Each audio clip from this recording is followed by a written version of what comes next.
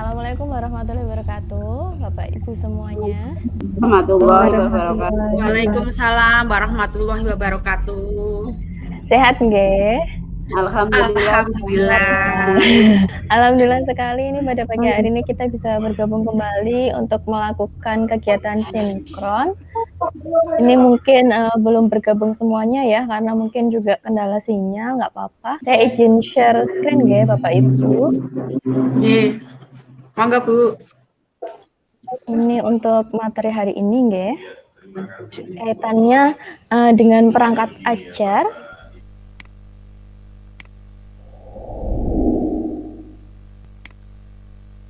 Pada kegiatan hari ini tujuannya di akhir sesi Bapak Ibu semuanya bisa mengetahui prinsip dan komponen dari modul ajar itu sendiri, lalu mulai menyusun modul ajar secara mandiri sesuai dengan prinsip dan komponen modul ajar.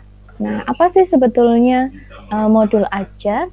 Sebetulnya modul ajar itu merupakan sejumlah alat atau sarana media, metode, petunjuk, dan pedoman yang dirancang secara sistematis dan menarik. Nah, sederhananya modul ajar ini di dalamnya ada alur tujuan pembelajaran, capaian pembelajaran, dan profil pelajar Pancasila. Nah, untuk komponen modul ajar ini ada 3 komponen ya. Komponen yang pertama informasi umum, komponen yang kedua ini terdiri dari komponen inti, dan yang terakhir lampiran. Untuk informasi umum, di sini dimulai dari identitas modul itu sendiri. Ada nama penyusunnya, nama Bapak Ibu semuanya, institusinya, tahun disusunnya, lalu jenjang sekolahnya, kelas, dan alokasi waktu. Alokasi waktu itu ditentukan dari banyaknya minggu efektif nih Bapak Ibu, lalu disesuaikan dengan capaian pembelajaran yang sebelumnya itu juga sudah ditetapkan tujuan pembelajaran itu sendiri. Nah, baru nanti kita tahu kira-kira dari masing-masing capaian pembelajaran itu butuh alokasi waktunya berapa jam pertemuan. Terus bagian dari informasi umum yang kedua, ini ada kompetensi awal, lalu ada profil pelajar Pancasila. Profil pelajar Pancasila nanti juga menyesuaikan, tapi karena ini materinya kita ini PPKN, jadi sifatnya pasti sudah terintegrasi dalam pembelajarannya ya. Ada beriman bertakwa kepada Tuhan Yang Maha Esa dan berakhlak mulia, berkebinekaan global, bergotong royong, kreatif, kritis, mandiri. Lalu komponen yang berikutnya ada sarana dan prasarana. Ini juga menyesuaikan kondisi di sekolahnya masing-masing ya. Terus yang terakhir target peserta didik. Target peserta didik itu dibagi menjadi peserta didik yang reguler atau tipikal, ini di mana umum, tidak ada kesulitan dalam mencerna dan memahami materi ajar. Terus yang kedua peserta didik dengan kesulitan belajar, dan yang terakhir peserta didik dengan pencapaian yang tinggi. Jadi disesuaikan aja sama target peserta didiknya. Nah, terus masih ada satu lagi, ini komponennya yang meliputi model pembelajaran. Ini juga disesuaikan aja model pembelajarannya, ini tatap muka atau melalui PJJ atau blend atau istilahnya hybrid learning ya. Sebagian tatap muka, sebagian lewat daring. Nah, terus komponen inti. Komponen inti itu di dalamnya meliputi tujuan pembelajaran. Ya, tujuan pembelajaran ini tadi sudah ditetapkan sebelumnya melalui penerjemahan dari capaian pembelajaran ya, yang mana capaian pembelajaran ini sudah ditetapkan dari pusat, jadi nggak bisa diotak-atik sama Bapak Ibu semuanya. Nah, yang bisa disederhanakan, disesuaikan dengan kondisi lingkungannya, itu yang tujuan pembelajarannya.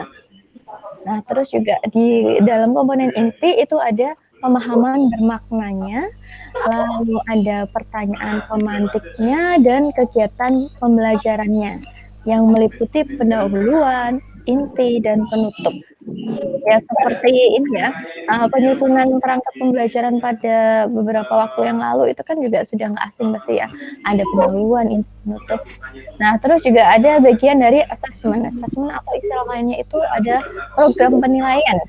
Nah, ini ada 3 macam asesmen, yaitu asesmen sebelum pembelajaran atau istilahnya asesmen diagnostik, terus ada asesmen selama proses pembelajaran atau ini istilahnya asesmen formatif, dan yang terakhir ada asesmen yang dilaksanakan di akhir proses pembelajaran, ya istilahnya asesmen sumatif. Nah, bentuk asesmen ini juga ada 3 macam, jadi ada sikap, ada performa, dan juga ada tertulis. Tinggal disesuaikan aja, kalau sikap biasanya lewat observasi, penilaian diri, penilaian teman sebaya, atau anekdotal. Terus kalau performanya bisa lewat presentasi, drama, pameran hasil karya, jurnal.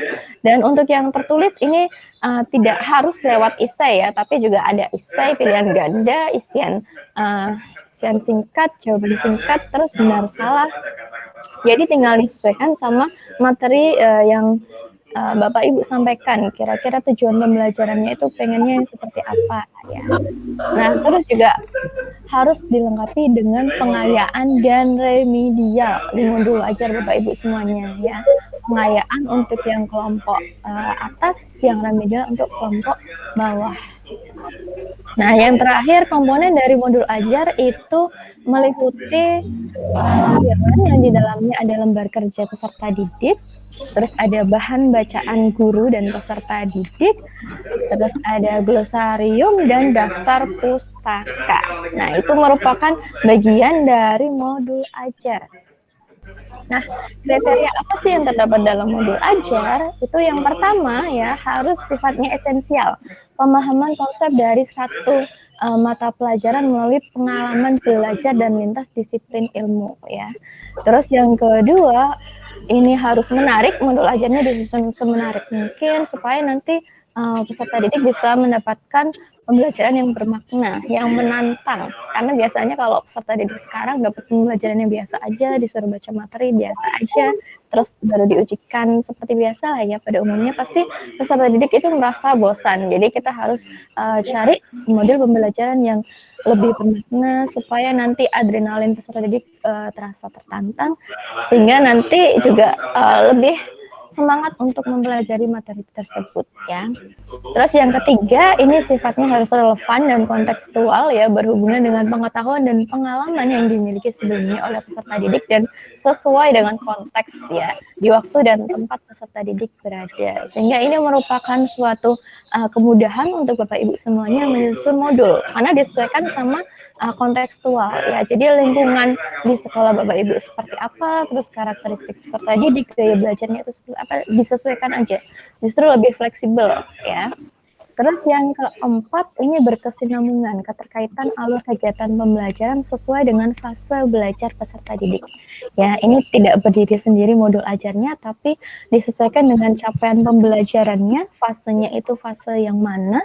Nah, nanti baru disusun tujuan pembelajaran, alur tujuan pembelajarannya, dan gongnya ini di modul ajar yang akan Bapak Ibu susun semuanya. Nah, itu tadi komponen dan kriteria yang terdapat dalam modul. Selanjutnya, ini silahkan Bapak Ibu semuanya untuk mulai menyusun modul ajar secara mandiri, disesuaikan dengan prinsip dan komponen dari modul ajar yang tadi sudah saya sampaikan. Oke, 3 jam cukup ya Bapak Ibu? Insya Allah cukup. Insya Allah. Siap ya Bu Dina? Berarti nanti kita lanjutkan 3 jam kemudian ya. Bapak Ibu bisa bergabung kembali untuk melakukan proses sinkronis juga. Nanti kita mulai presentasinya nggih, bagi yang Bapak Ibu sudah siap. Kita offline dulu ke asinkronisnya.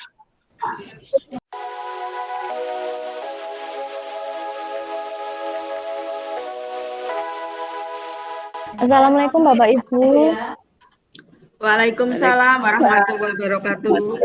Kita lanjutkan untuk penugasan yang kemarin, itu ada penyusunan modul ajar.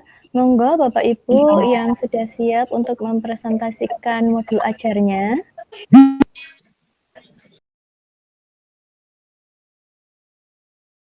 Bu Dina, Bu Darwati, Bu Aulia, apa webinarnya sudah siap? Bu Aulia, monggo. Ya, saya mau Monggo, presentasi ya, Bu. Nggih.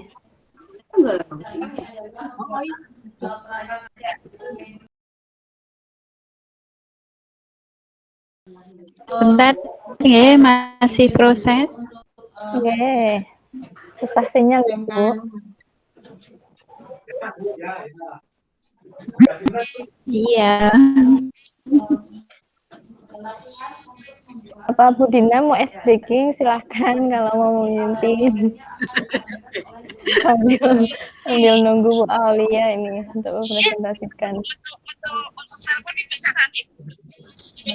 Bu Darwati gimana Bu Darwati? Presentasi saya kelihatan belum? Belum terlihat di tempat saya. Belum, Bu. Anak bukan iso. Ada kencuk. Sana lah. Yo wes. Belum terlihat Bu. Ya.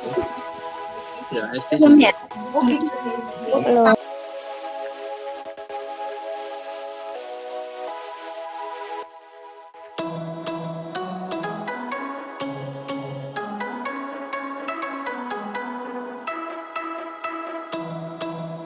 Sudah muncul belum? Belum terlihat. Bu Dina gimana Bu Dina? Sudah terlihat? Tempat saya belum terlihat nih. Nah ini proses nih. Nah sudah. Sudah Bu. Dibesarkan lagi coba ya. Bu. Oh iya. Ya.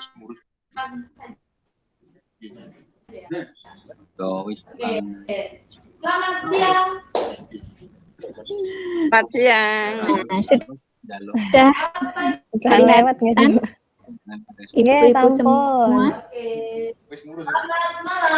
Sampun Bu. Ya yang punya SKP. Maaf ya, ada suara-suara yang lain. Sudah kelihatan semua? Oke. Oke. Sampun Bu. Akan mempresentasikan hasil membuat modul ajar untuk mata pelajaran PKN. Nah, setelah mengikuti pelatihan tentang modul ajar, tadi Bu Ratna sudah menjelaskan materi modul ajar. Nah, ini saya akan mempresentasikan hasil modul ajar saya. Nah, di sini untuk identitas ya, nama, jenjang, asal sekolah, alokasi waktu, jumlah siswa. Nah, di sini untuk identitas sudah bisa dibaca. Untuk profil pelajar Pancasila yang berkaitan dalam modul ajar ini yaitu yang pertama mandiri, bernalar kritis, bergotong royong, kreatif. Untuk model pembelajarannya di sini blended learning karena di sini menggunakan dua metode ya. Jadi ada yang daring, ada tatap muka. Nah, di sini saya mengambil fasenya fase F untuk jenjang kelas 11 dan elemen yang saya pilih yaitu Negara Kesatuan Republik Indonesia. Kemudian di sini ada tujuan pembelajaran. Tujuannya ada 3, yaitu yang pertama peserta didik mengidentifikasikan, mengilustrasikan, dan membuktikan contoh kasus wilayah yang diperebutkan berdasarkan fakta dan regulasi. Yang kedua, peserta didik menelaah, mendemonstrasikan, dan mendukung beberapa praktik baik dan sikap menjaga keutuhan NKRI yang telah dilakukan oleh orang atau kelompok sebelumnya. Yang ketiga, peserta didik menganalisis, mengoperasikan, dan meyakini konsep sistem pertahanan dan keamanan nasional dalam menjaga keutuhan NKRI. Nah, untuk kata kuncinya di modul ajar ini yaitu contoh kasus perebutan wilayah di Indonesia. Nah, deskripsinya umum kegiatan bisa dibaca ya. Untuk materi ajarnya, alat dan bahan ini menggunakan foto atau gambar dan video. Sarana prasarananya yaitu menggunakan LCD proyektor, komputer atau laptop, alat pengeras suara atau speaker, dan jaringan internet. Nah, ini untuk komponen-komponennya, informasi umum perangkat aja sudah ya. Tujuan pembelajaran tadi sudah saya jelaskan di awal. Profil pelajar Pancasila yaitu mandiri, bergotong royong, dan kreatif ya. Nih, sarana prasarana sudah saya jelaskan tadi. Target didik yaitu siswa reguler, jumlahnya untuk peserta didik yaitu 25. Model pembelajarannya itu ada 2, tatap muka dan daring. Untuk asesmennya, target penilaiannya itu individu dan kelompok. Jenis asesmennya yaitu performa, menggunakan performa peserta didik. Kegiatan pembelajarannya berpasangan dan berkelompok. Metodenya bisa menggunakan permainan, demonstrasi, dan simulasi. Ini untuk materi ajar. Ya, ini dari video. Video bisa diambil dari YouTube ya. Kemudian untuk bukunya, buku cetak dari Kementerian Pendidikan dan Kebudayaan Republik Indonesia.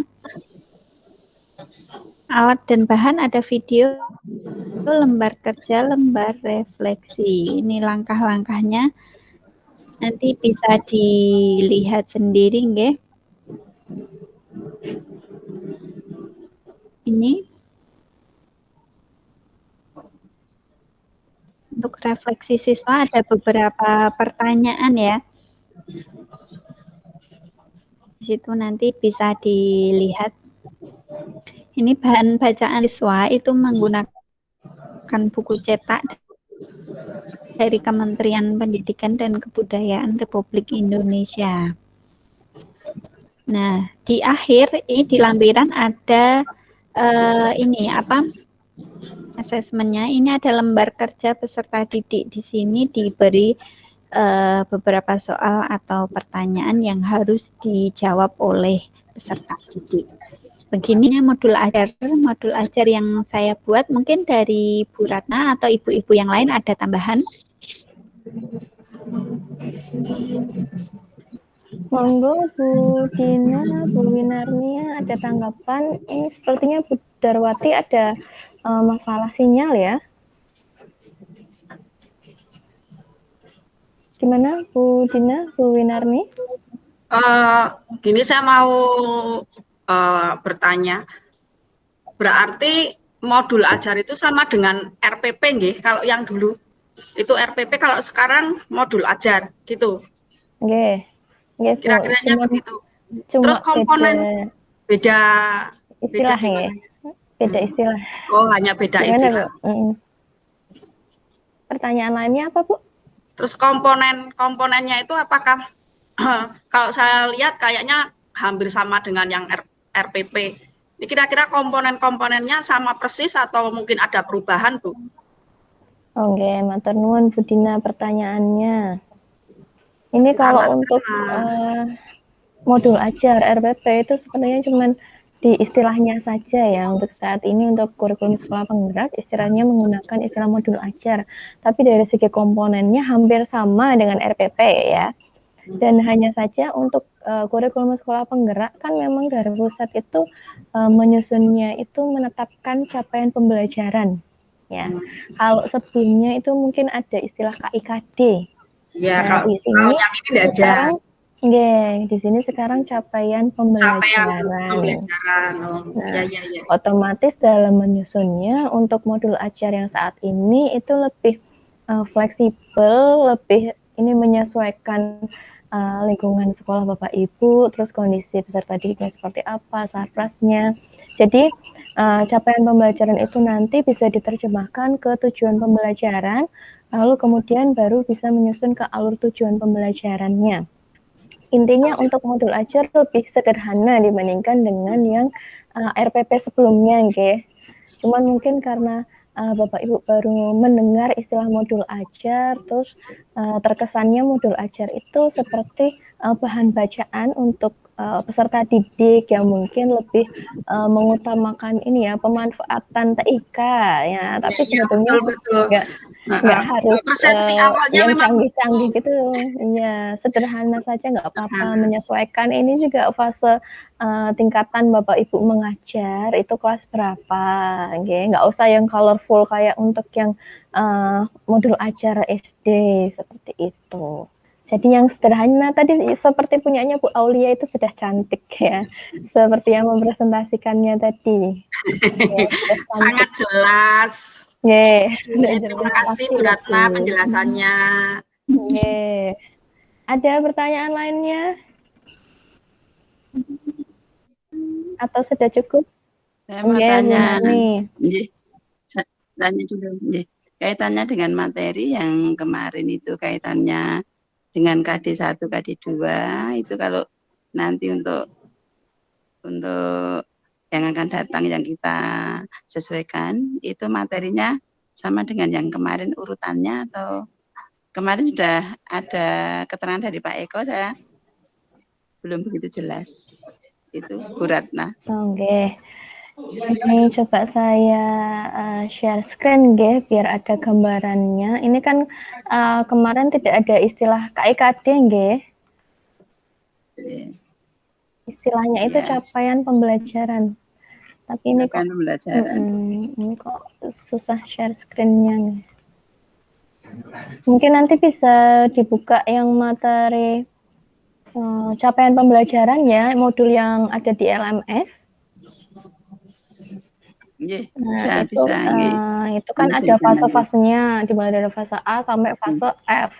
Dari masing-masing fase ini ada elemennya. Untuk PPKN kan elemennya ada 4 ya Bu.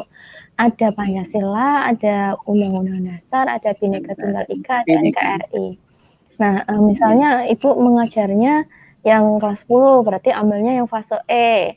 Fase E dimulai, terserah Ibu mau pilih yang Pancasila dulu atau Bhinneka Tunggal Ika dulu atau yang NKRI dulu ya. Karena nggak ada ini patokannya dari pusatnya ini mana dulu yang mau diajarkan. Tapi intinya semua capaian pembelajaran dalam elemen tersebut harus disampaikan ke peserta didik ya. Kalau mau lebih disesuaikan sama kondisi sekitarnya juga nggak apa-apa. Intinya tidak merubah isi dari capaian pembelajaran tersebut. Terima kasih Bu Ratna atas penjelasannya. Ada pertanyaan lain? Bu Darwati? Atau sudah cukup paham mudeng atau mupeng istilahnya ya biasanya? Semoga nggak menambah beban Bapak Ibu semuanya karena ini cuma ada di perbedaan istilah aja antara modul ajar sama RPP. Tapi di dalamnya kalau untuk RPP biasanya kita mengenal istilah KIKD. Nah sekarang di modul ajar nggak ada istilah KIKD, cuma berganti menjadi capaian pembelajaran, di mana capaian pembelajaran itu luas sekali, nanti bisa diterjemahkan lagi sama Bapak Ibu semuanya, disesuaikan sama ini ya, yang sekiranya materi yang sekiranya bisa memancing peserta didik supaya nanti lebih tantang untuk mempelajari materi tersebut. Jadi biasanya kan kesannya kalau PPKN itu pelajaran membosankan ya, yang dibahas peristiwa pelanggaran HAM yang lalu, yang sekarang enggak. Nah itu tinggal dikaitkan saja, karena tadi kan sifatnya kontekstual ya, dikaitkan yang terjadi di lingkungan sekitar peserta didik itu seperti apa. Jadi supaya peserta didik juga merasa, oh saya sudah mempelajari materi ini bermanfaat untuk saya terkait dengan bagaimana membuat cara pandang peserta didik supaya sesuai sama konsep pembelajarannya kita, supaya nanti perilakunya sesuai dengan profil pelajar Pancasila. Ya kurang lebih seperti itu. Saya yakin pasti Bapak Ibu semuanya juga sudah lebih paham ya gimana baiknya untuk menyusun modul ajar ya. Bapak Ibu, berarti kita cukupkan untuk kegiatan sinkronus hari ini. Semoga Bapak Ibu semuanya tetap semangat, tetap sehat, bisa mengikuti kegiatan sinkronus berikutnya, dan kita kembali ke LMS untuk penugasan Bapak Ibu semuanya. Kita akhiri untuk kegiatan hari ini dengan membaca hamdalah bersama-sama. Alhamdulillahirrahmanirrahim. Selamat beraktivitas kembali Bapak Ibu. Wassalamualaikum warahmatullahi wabarakatuh. Waalaikumsalam warahmatullahi wabarakatuh. Waalaikumsalam warahmatullahi wabarakatuh.